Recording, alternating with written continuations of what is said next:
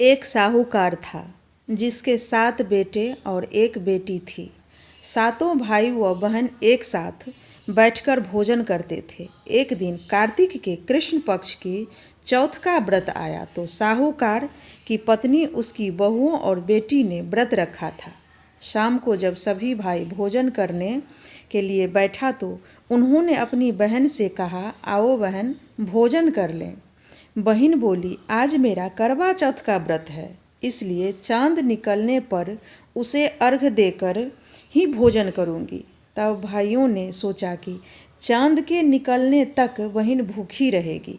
अतः एक भाई पेड़ पर चढ़ गया और वहां उसने एक दिया जलाया और दूसरे हाथ से चलनी की ओट कर दी, जिससे वह दूर से चांद जैसा लगने लगा। फिर शेष भाई अपनी बहन को उस नकली चांद को दिखाकर कहने लगे, बहन, चांद निकल आया है, चलकर उसे अर्घ दे दो। बहन अपनी भाभियों से बोली, चांद निकल आया है, चलो अर्घ दे दे। भाभियाँ बोली, तुम्हारा चांद निकला होगा, हमारा चांद तो रात को ही उगेगा। तब बहन ने अकेले ही उस नकली चांद को अर्घ दे दिया।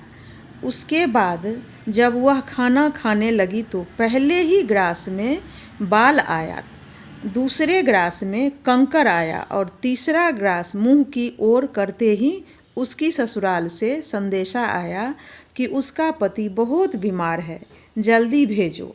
अपनी लड़की को विदा करते समय माँ ने कहा, रास्ते में तुम्हें जो भी मिले उसके पांव लगना और जो कोई भी सुहागिन रहने का आशीर्वाद दे उसके पल्ले में गांठ लगाकर उसे कुछ रुपये देना। बहन जब भाइयों से विदा होकर ससुराल को चली तो रास्ते में जो भी मिला वह सबके पांव लगी। सबने उसे यदि आशीर्वाद दिया, तुम 7 भाइयों की बहन, तुम्हारे भाई सुखी रहे और तुम उनका सुख देखो। सुहाग का आशीर्वाद किसी ने नहीं दिया। जब वह ससुराल पहुंची तो दरवाजे पर उसकी छोटी ननद खड़ी थी। वह उसके भी पांव लगी तो उसने कहा, सुहागिन रहो, दूधो नहाओ, पूतो फलो। उसने यह सुनकर पल्ले में गांठ बांध ली और उसने सोने का सिक्का दिया। फिर भीतर गई तो सास ने कहा, तेरा पति धरती पर पड़ा है। तो अपने पति के पास जाकर उसकी सेवा करने के लिए बैठ गई।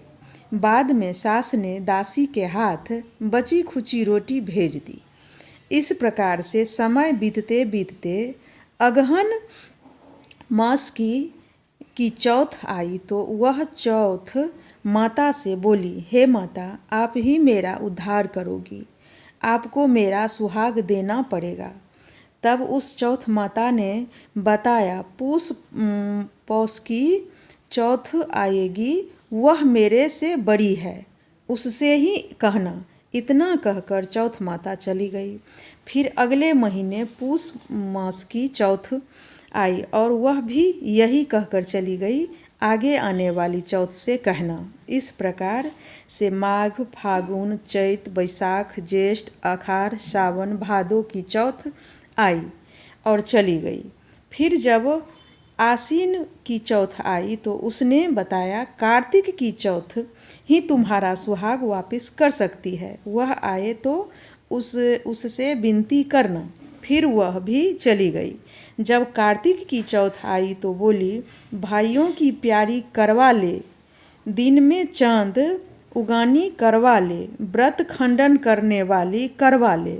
सुनकर वह चौथ माता के पांव पकड़कर गिड़गिड़ाने लगी, हे चौथ माता, मेरा सुहाग तुम्हारे हाथ में है, आप ही मुझे सुहागिन करें। तो माता बोली, तुम्हारे व्रत भग्न कर देने से भगवान श्री गणेश जी अप्रसन्न हो गए हैं और इसी कारण से तुम्हारे पति की यह गति हुई है।